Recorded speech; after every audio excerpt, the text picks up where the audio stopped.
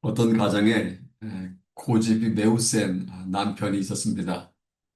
무슨 말을 해도 고집을 부리면서 들어주지 않는 남편이었습니다. 자기 생각을 꺾지 않고 주구장창 자기 주장만 내세웠습니다. 그럴 때마다 부인은 화가 치밀어 올라 견딜 수가 없었습니다. 하루 이틀도 아니고 매일 한 지붕 아래 살면서 분노를 일으키는 남편이 너무 싫어졌습니다. 스윗 홈이 되어야 될 집에서 큰 소리가 나고 전쟁이 날마다 벌어지다 보니 부인은 더 이상 고집이 센 남편을 감당할 수가 없어서 이혼을 생각하게 되었습니다. 그러다가 우연히 돼지 사육사의 이야기를 듣게 되었습니다. 우리에 들어가서 돼지를 붙잡으려고 할 때 몽둥이로 때리면 계속 달아납니다.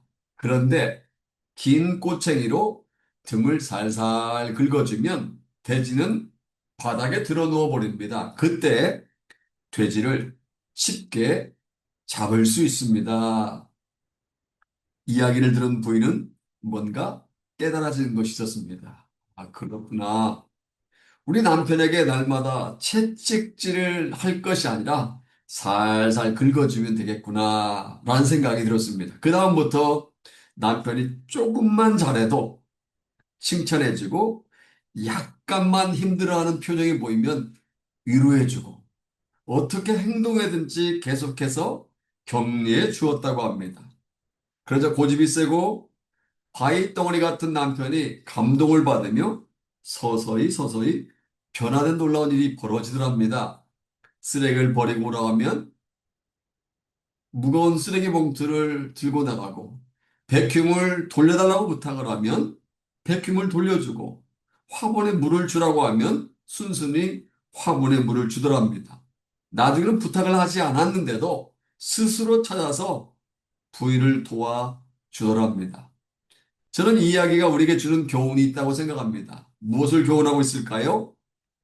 wisdom, 지혜가 중요하다는 것입니다. 지혜가 고집이 센 남편을 변화시킬 수 있고, 지혜가 불행할 수밖에 없는 가정을 행복한 가정으로 바꿀 수 있다는 것입니다. 지혜가 분노를 누그러뜨릴 수 있고, 지혜가 있으면 부부싸움도 멈추게 할 수 있고, 지혜가 있으면 new life, 새로운 삶을 살 수 있다는 것입니다.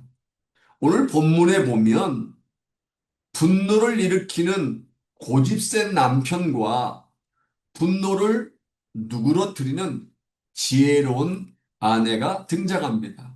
저는 이 시간 본문을 가지고 분노를 부르는 남자, 분노를 누그러뜨리는 여자란 제목으로 함께 말씀의 은혜를 나눌까 합니다. 오늘 본문에는요, 다윗이 도피 생활 중에 일어난 사건이 기록되어 있습니다. 지난주 공동체 성경 읽기를 통해 사무엘상을 통독하신 분들은 아시겠지만 다윗은요, 사울 왕의 지속적인 추격 때문에 도망을 다니고 있는데 설상가상으로 든든한 후원자였던 사무엘 선지자가 죽었습니다. 이제 다윗은 주에 도와줄 사람이 아무도 없고 오히려 자신을 따르는 600명가량의 부하들까지 먹여 살려야 할 책임이 주어졌습니다. 이런 상황에서 다윗은 어느 한 부자에게 도움을 요청하는데 그 사람이 나발이라는 사람입니다. 그리고 그 아내는 아비가일입니다.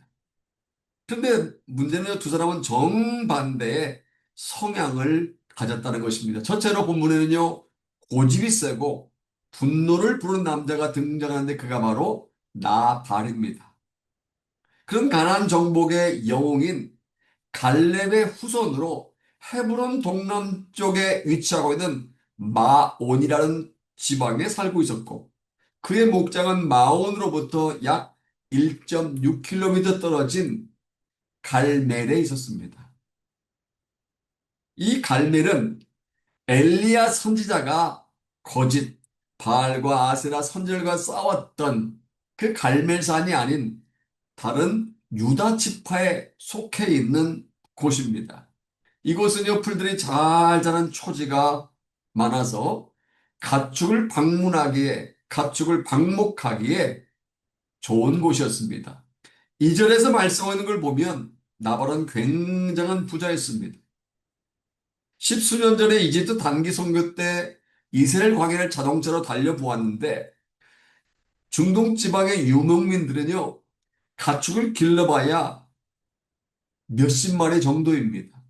물이 부족해서 넓은 초지를 발견하기 어려운 팔레스타인 지역이기 때문에 그렇습니다. 그런데 그런 팔레스타인 지방에서 양이 3천 마리, 염소가 1,000마리를 소유하고 있다는 것, 염소 1,000마리를 소유하고 양을 소유했다는 것은 엄청난 부자였음이 분명합니다. 물론 돈이 많은 부자라고 해서 무조건 나쁜 사람이다라고 말해서는 안 됩니다. 세상에는요, 열심히 벌어서 선한 목적으로 그 돈을 흘려보내는 멋진 부자들도 많이 있습니다. 존경받는 부자들도 많이 있습니다. 본문에 등장하는 나발이 부자였기 때문에 분노를 일으키는 사람이라고 말하는 것이 아닙니다. 3절 하반절에 보면 남자는 완고하고 행실이 약하며 그는 갈렙 족속이었더라라고 말씀하고 있는 것처럼 그는요 거칠고 야비하고 고집이 세고 성격이 좋지 않은 사람이었습니다. 그래서 그런지 17절 보면 자신의 종으로부터 우리 주인은 불량한 사람이라 더불어 말할 수 없다라고 말할 정도로 그런 문제가 매우 컸습니다.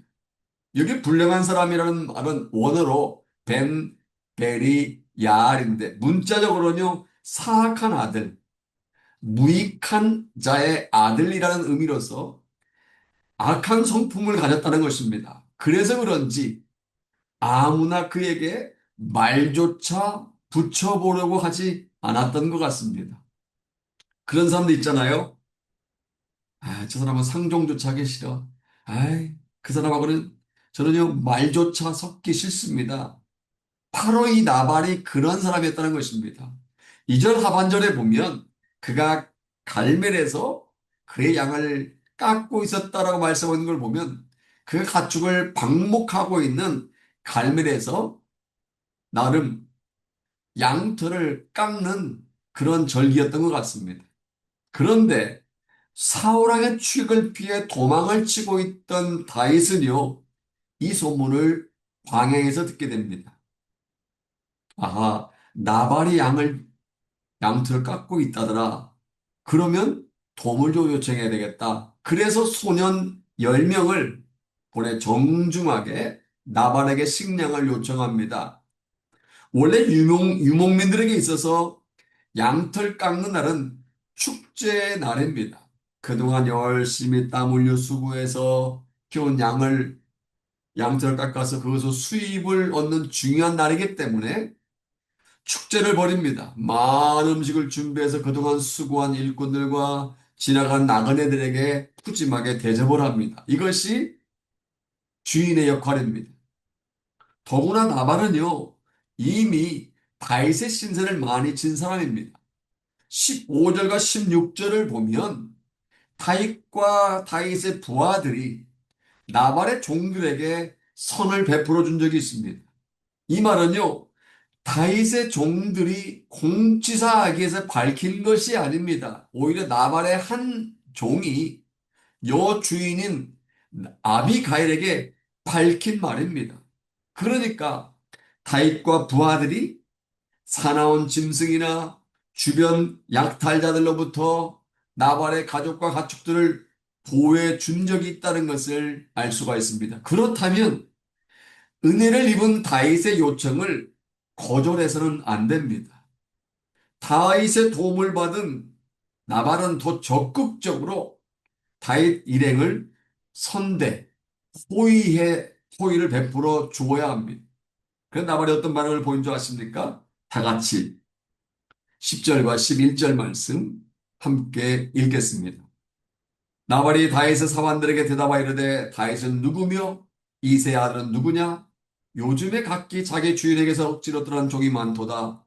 내가 어찌 내 떡과 물과 내 양털 깎는 자를 위하여 잡은 고기를 가져다가 어디서 왔는지도 알지 못한 자들에게 주겠느냐 한지라. 우리가 누군가를 외면할 때, 또 뭔가를 거절할 때 이렇게 말합니다. 너 누구니? 당신 누구예요? 이 말은 상종하지 않겠다는 것입니다.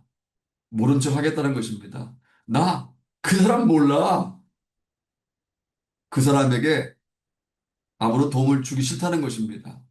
여기서 나발이 다윗이 누구며 이새의 아들은 누구냐라고 한 말은 다윗의 요청에 대한 거절입니다. 또한 경멸의 의사 표현입니다. 그리고 요즘 자기 주인에게서 억지로 떠난 종이 많다라는 말은 다윗이 사울과 원수 관계가 된 사실을 염두에 둔 말입니다. 실제로 우리가 계속해서 성경 통독을 통해서 알고 있는 것처럼 다윗은 잘못한 것이 하나도 없습니다. 나라를 위하여 민족을 위하여 그리고 왕을 위하여 목숨을 걸고 블레셋의 영웅 골리앗과 싸운 적이 있습니다. 그런데 그렇게 한 사람을 죽이라고 했던 것은 사울입니다. 다윗이 사울을 배반한 것이 아니라 사실은 사울이 다윗을 죽이려고 계속해서 추격하고 있는 것입니다. 그런데 이 나발은 요즘 자기 주인에게서 억지로 떠난 종이 많다라고 하면서 다윗을 주인인 사울을 배신한 불안당 같은 사람으로 지금 몰아가고 있습니다.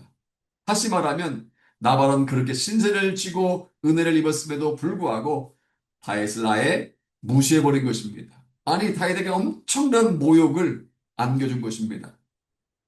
여러분 이것을 뭐라고 하는지 아십니까? 은혜를 원수로 갚는다라고 말합니다. 자기를 살려준, 자기를 도와준 다윗을 배신하고 오히려 배은망덕 한 짓을 일삼은 것입니다.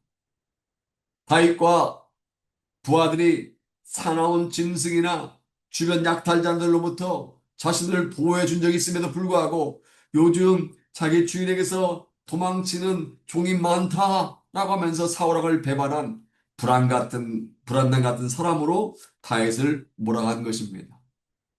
많은 도움을 받았음에도 불구하고 은혜를 입었음에도 불구하고 다윗을 무시해 버린 것입니다. 엄청난 모욕을 안겨준 것입니다. 그리고 아무것도 줄 수 없다고 거절합니다. 10명의 다윗의 부하들은 나발의 이 말을 듣고 돌아와서 주인인 다윗에게 그대로 전합니다. 그러자 심한 인격적인 모독을 받은 다윗은 뚜껑이 열리게 됩니다. 분노가 폭발합니다. 그래서 다윗은 부하들에게 이렇게 말합니다. 너희는 각기 칼을 차라. 부하들이 모두 칼을 차자 다윗 자신도 자기 칼을 잡니다. 그리고 이렇게 말합니다. 내가 이자의 소유물을 광야에 있을 이 모든 것을 하나 손실없게 한 것이 진실로 허사라. 진실로 헛것이 되었다는 말입니다. 그가 악으로 나의 선을 갚는도다. 내가 그에게 속한 모든 남자 가운데 한 사람의 아침까지 남겨두면 하나님은 다윗에게 벌을 내리시고 또 내리시길 원하노라. 다시 얼마나 분노가 치밀러 올랐으면 아침까지 모든 남자 가운데 한 사람도 남기지 않겠다고 말하겠습니까?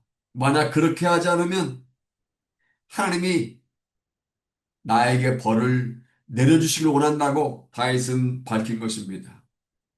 이제 나발의 가정은 풍지박산이 날 위기에 처하게 되었습니다. 여러분 질문합니다. 누가 다윗의 분노를 일으켰습니까? 나발입니다. 은혜를 원수로 갚은 배은망덕한 나발이 다윗을 분노케 한 것입니다. 나발을 보면서 한번 우리를 돌아보았으면 좋겠습니다. 혹시 우리도 나발처럼 누군가를 분노케 하는 사람은 아닐까요? 은혜를 입었음에도 불구하고 늘 갚기보다는 다윗을 무시하고 모욕을 준 나발처럼 우리 혹시 다른 사람의 분노를 일으키는 사람은 아닐까요? 사랑 여러분, 나발과 같이 분노를 부르는 사람이 되지 않기를 축원합니다. 나발과 같이 말이나 행동으로 누군가의 마음을 상하게 하지 않는 저와 여러분 되기를 소원합니다. 둘째로 본문에는요, 분노를 누그러뜨리는 여자가 등장합니다. 그가 바로 아비가일입니다. 그녀는 분노를 부르는 남편과 달리 분노를 누그러뜨리게 하는 여자였습니다. 원래 아비가일이라는 이름의 뜻은 기쁘게 하는 자, 기쁨을 주는 자란 뜻입니다. 다른 사람을 기쁘게 하는 자, 다른 사람에게 기쁨을 주는 자, 이런 뜻입니다. 본문에는 그녀의 몇 가지 특징이 나와 있습니다. 첫째로 그녀는 총명한 여인이었습니다. 여러분 요즘 대한민국의 가장 큰 관심사 중에 하나가 뭔지 아십니까? 외모입니다. 외모. 그래서 다이어트와 관련된 식사, 다이어트와 관련된 약 등이 불진하게 팔려나가고 있고, 다이어트에 도움을 준다는 체육관이 있다면 사람들이 비싼 돈 주고 몰려갑니다. 또는 어린 학생들로부터 나이가 든 노인들까지 성형에 매우 관심을 쏟고 있습니다. 왜 그렇습니까? 외모를 굉장히 중시하기 때문입니다. 그런데 아비가일은 외모가 탁월했습니다. 그런데 외모만 탁월한 것이 아닙니다. 3절 말씀에 의하면 그 여자는 총명하고 용모가 아름다웠다고 말씀합니다. Intelligent and beautiful woman이라고 되어 있습니다. 그냥 beautiful woman이라고 했으면 별로 마음에 와닿지 않을 텐데 intelligent and beautiful woman이라고 되어 있습니다. 다시 말하면 매우 인텔리전트한 여인이었다는 것입니다. 아름다웠을 뿐만 아니라 총명했어. 둘째로 그녀는 지혜로운 여인이었습니다. 34절에 보면 또 네 지혜를 칭찬할 것이며 또 내게 복이 있을지로다 라고 다윗이 아비가에게 밝힌 적이 있습니다. 그는 지혜롭고 판단력이 매우 뛰어났습니다. 14절 이하를 보면요.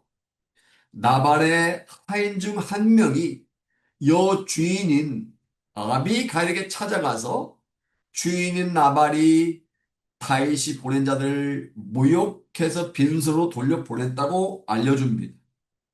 그러자 다윗이 우리 주인과 주인의 온 집을 해하기로 공격하기로 결정했다고 그간의 사정을 자세히 이야기해 줍니다.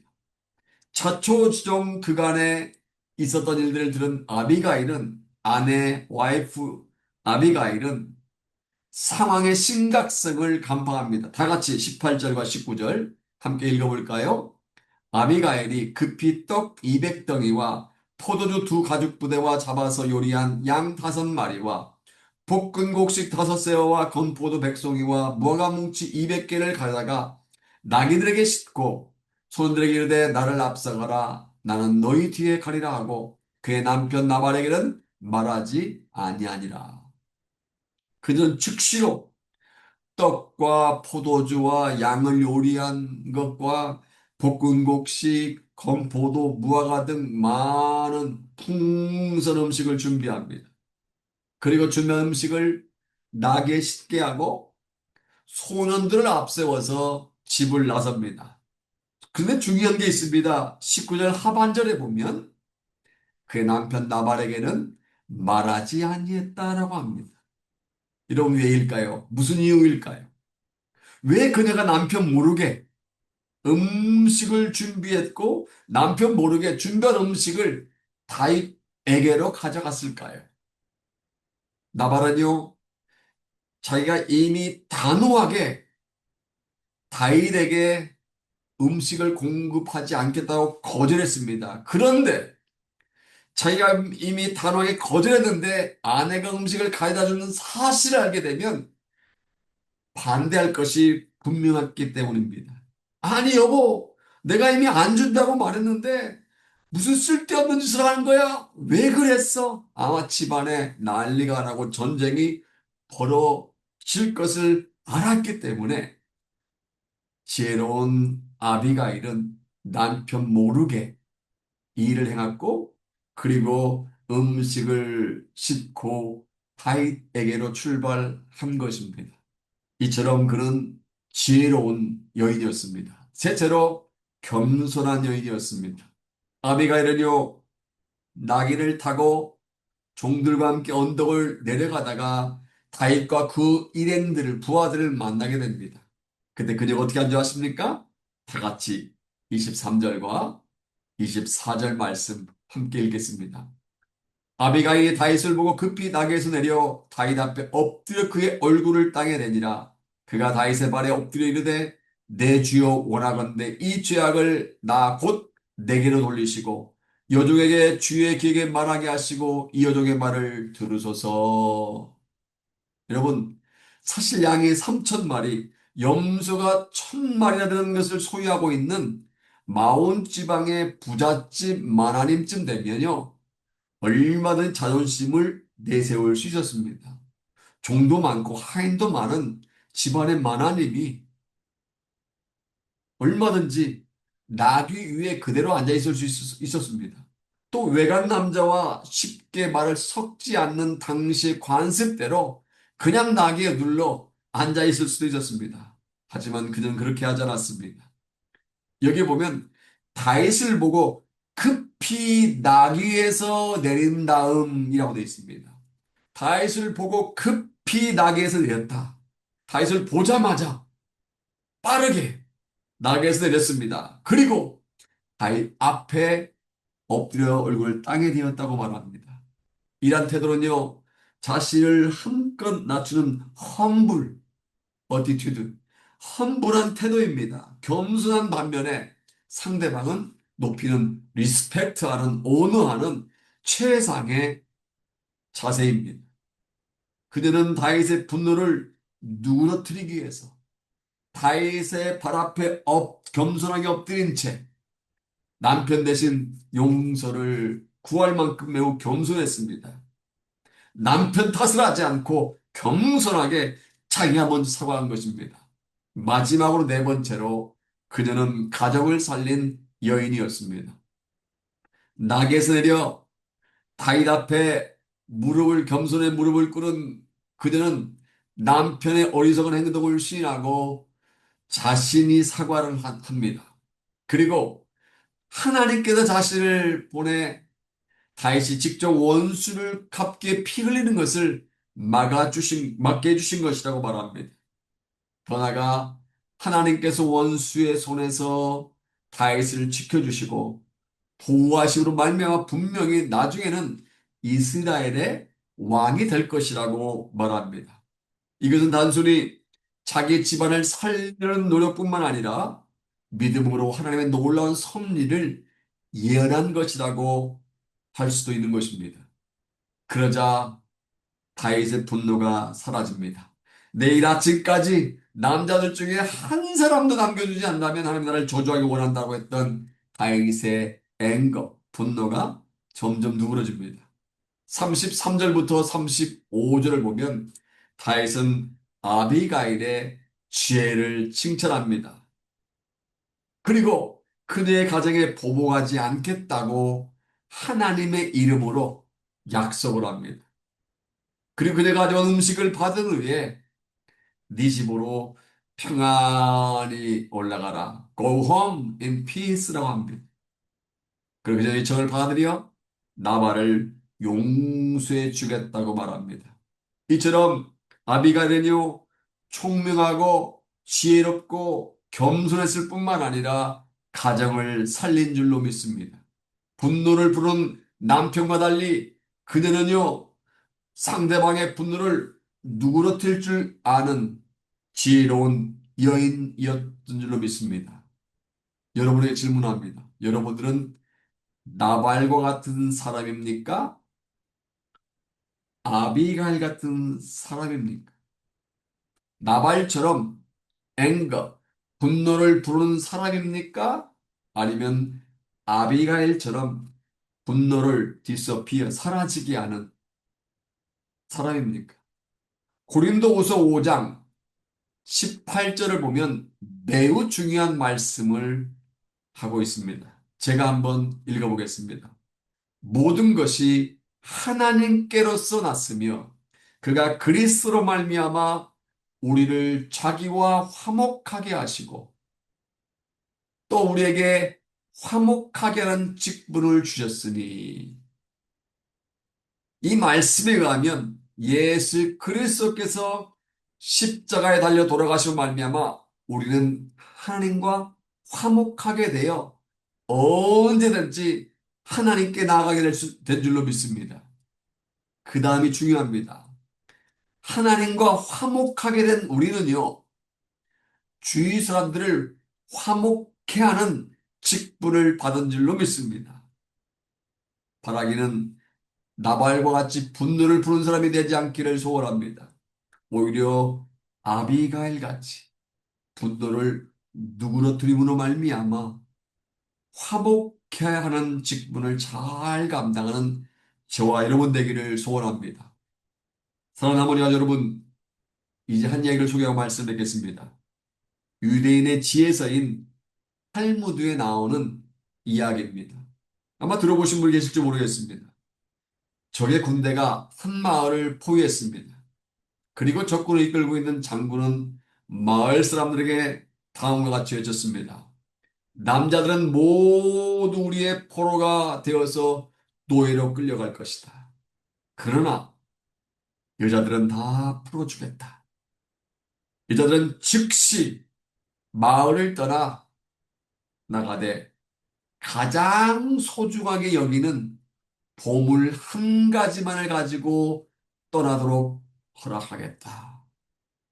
그러자 어떤 여인은 금반지를 들고 나가고 어떤 여인은 은수저를 챙겨서 마을을 떠났습니다. 그런데 한 여인은 몸집이 매우 작은데도 불구하고 엄청나게 큰 보따리를 메고 힘겹게 걸어가는 것이었습니다. 피난을 떠나던 여인들을 검문하던 군인들이 그 여인을 멈춰 세운 후에 보따리를 풀게 했습니다. 그런데 이게 웬일입니까? 뜻밖에도 그 보따리 안에는 남자가 들어있었습니다. 검문하던 군인들은 눈이 희둥그러져서 여인에게 물었습니다. 이게 도대체 누구야? 얘는 당황하지 않고 솔직하게 대답합니다. 제 남편입니다. 군인들은 눈살을 찌푸리면서 호통을 치며 말합니다. 왜 명령을 어겼는가?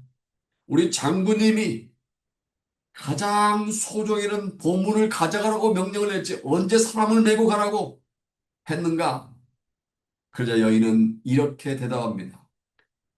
저에게 있어서 가장 소중한 보물은 바로 제 남편입니다. 그 말을 가만히 듣고 있던 적군의 장군은 여인의 탁월한 지혜와 남편을 사랑하는 마음에 감동이 되어 남편을 데리고 가는 것을 허락해 주었다고 합니다. 결국 이 여인은 지혜로운 말로 남편을 사랑하는 마음으로 남편의 목숨을 구하게 된 것입니다. 전 이야기가 우리에게 주는 교훈이 있다고 생각합니다. 무엇을 교훈하고 있습니까?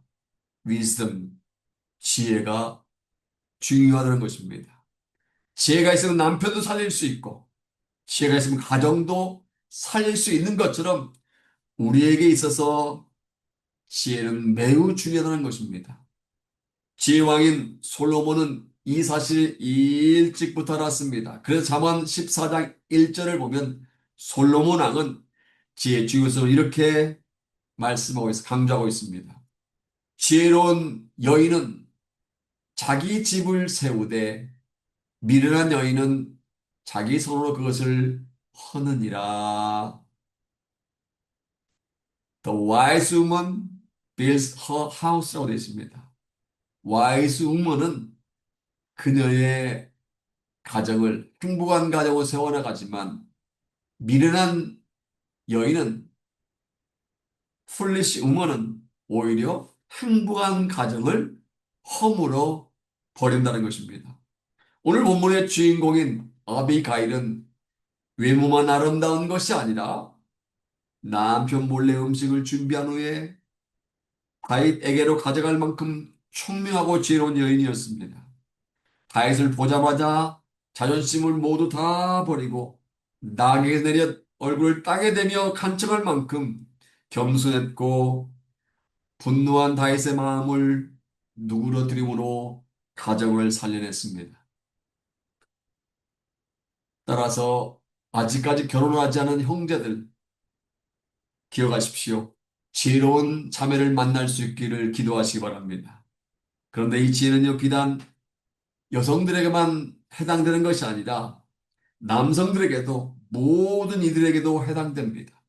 돈 많은 배우자, 외모가 받쳐주는 배우자, 뼈대 있는 가문의 배우자 만나는 것도 중요할 수 있습니다. 하지만 무엇보다도 지혜로운 믿음의 허스번, 지혜로운 믿음의 와이프 만나는 복이 있기를 바랍니다.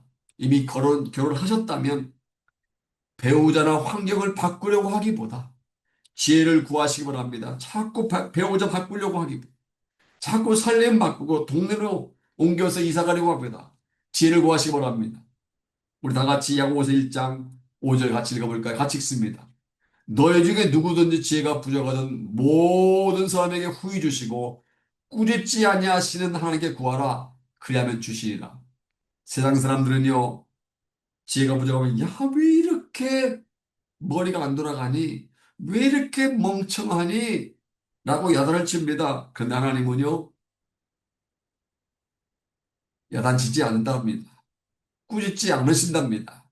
오히려 구하면 주신다. 뭘 주신다? wisdom 주신다고 말씀합니다. 여러분, 우리가 지혜를 구할 때 하나님은 우리에게 지혜를 주실 것입니다. 믿으십니까? 바라기는 오늘 본문에 나오는 나발처럼 분노를 부르는 사람이 되지 않기를 바랍니다. 총명하고 지혜로운 아비가일처럼 가족을 살리고 가문을 세우고 주위 사람을 복되게 하는 피스메이커, 하모니 메이커 되는 저와 여러분 되시기를 주님의 이름으로 축복합니다. 아멘.